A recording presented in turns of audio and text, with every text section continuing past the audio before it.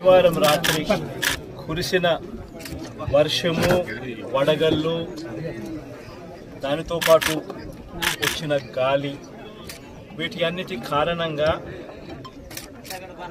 దాదాపుగా 4000 ఎకరాలు పంట నష్టం జరిగింది. ఈ లింగాల మండలంలోనే కోమనూతల, తాతిరెడ్డిపల్లి, చెర్లోపల్లి, ఎగోపల్లె, పార్నపల్లె, పక్కన అనంతపురం జిల్లాలోని నిర్జాంపల్లె అండ్ దాడితోట, దాదాపుగా ఇవన్నీ 4000 ఎకరాలకు సంబంధించిన పంట నష్టం జరిగింది. ఇక్కడే ప్రభుత్వం అన్నది ఇక్కడే మానవత్వ దృక్పథంతో ఆలోచన చేయాల్సిన అవసరం ఉంది.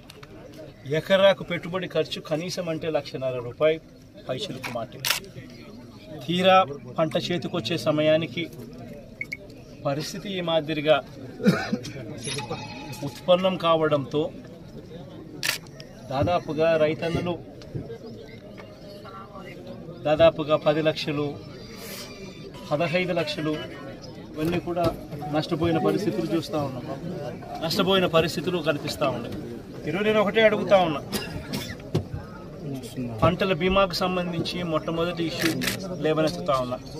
ఉచిత పంటల బీమా అన్నది రైతులకు ఇంతకు ముందు ఒక హక్కుగా వైఎస్ఆర్సీపీ ప్రభుత్వ హయాంలో జరిగేది. చంద్రబాబు నాయుడు గారు ప్రభుత్వం వచ్చిన తర్వాత ఉచిత పంటల బీమాను ఎత్తేసాడు.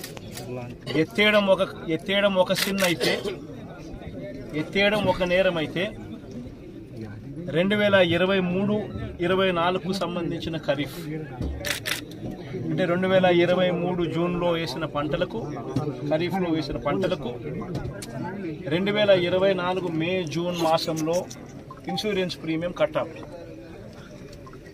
రాష్ట్ర ప్రభుత్వం తరఫున కట్టాల్సిన ఇన్సూరెన్స్ ప్రీమియం కట్టి ఉంటే 1280 కోట్లు కట్టి ఉంటే 2023కు సంబంధించిన ఖరీఫ్కు సంబంధించిన రైతన్నలకు మేలు జరిగి ఉండేది. చంద్రబాబు నాయుడు గారు అధికారంలోకి వచ్చాడు. వచ్చిన వెంటనే తాను 2023-24కు సంబంధించిన ఖరీఫ్ సంబంధించిన ప్రీమియం సొమ్మును ఎగరగొట్టేశాడు కట్టకుండా. దానివల్ల 1280 కోట్ల రూపాయలు కట్టని కారణం వల్ల 2023 ఖరీఫ్ పంట వేసిన రైతన్నకు తీవ్ర నష్టం జరిగింది. మళ్ళీ ఈరోజు 2024 ఖరీఫ్ పంటకు సంబంధించిన విషయాలు మనం ప్రస్తావిస్తూ ఉన్నాం. ఈరోజు 2024 ఖరీఫ్కు సంబంధించిన ఇన్సూరెన్స్ ప్రీమియం కూడా కనీసం ఈ మేలో చంద్రబాబు నాయుడు గారు అనే వ్యక్తి కట్టేందుకు ఒత్తిడి తీసుకొచ్చే కార్యక్రమం ఏం చేస్తూ ఉన్నాం. కనీసం కడితే కొద్దో గొప్ప అన్నా, కనీసం కొద్దో గొప్ప ఊరటన్నా ఉంటుందేమో అని. రెండో విషయం, ఇన్సూరెన్స్ ప్రీమియం అనేది ఏమిటి? ఈ మనిషి ఏ దాని కోసం కట్టించుకున్నాడు? అసలు ఉచిత పంటల బీమా కింద, ఈ క్రాప్ కింద వీళ్ళందరికీ ఉచిత పంటల బీమా అనేది ఉందా లేదా? మీరు ఇచ్చిన జీవో చూస్తే ఫేస్ట్ మేనర్లో తీసేస్తున్నామన్నారు. మరి ఫేస్ట్ మేనర్లో తీసే కార్యక్రమం జరుగుతూ ఉన్నప్పుడు ఇక్కడ ఉందా లేదా? అది కూడా ఒక క్వశ్చన్ మార్క్ పరిస్థితిలోనే తీసుకొచ్చే కార్యక్రమం చేస్తూ ఉన్నారు. నేను ఒకటి చెప్తా ఉన్నా, చంద్రబాబు నాయుడు గారి పుణ్యాన ఇప్పటికే పంటలు నష్టపోయాయి.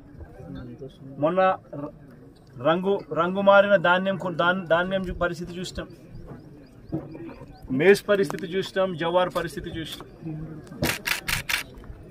అన్ని రకాలుగా ఖరీఫ్ పంటల వల్ల ఈ పంటలు వేసిన రైతులందరూ కూడా నష్టపోయిన పరిస్థితిని మనం చూసాం. 2013 ఖరీఫ్లో అదే జరిగింది, 2024 ఖరీఫ్కు సంబంధించి 2023 ఖరీఫ్లో ఇదే జరిగింది, 2024 ఖరీఫ్కు సంబంధించిన ఈ పంటలకు సంబంధించిన పరిస్థితి కూడా అగమ్యగోచరంగానే కనిపిస్తుంది. సో వెంటనే ప్రభుత్వం అన్నది మానవతా దృక్పథంతో స్పందించాల్సిన అవసరం ఉంది.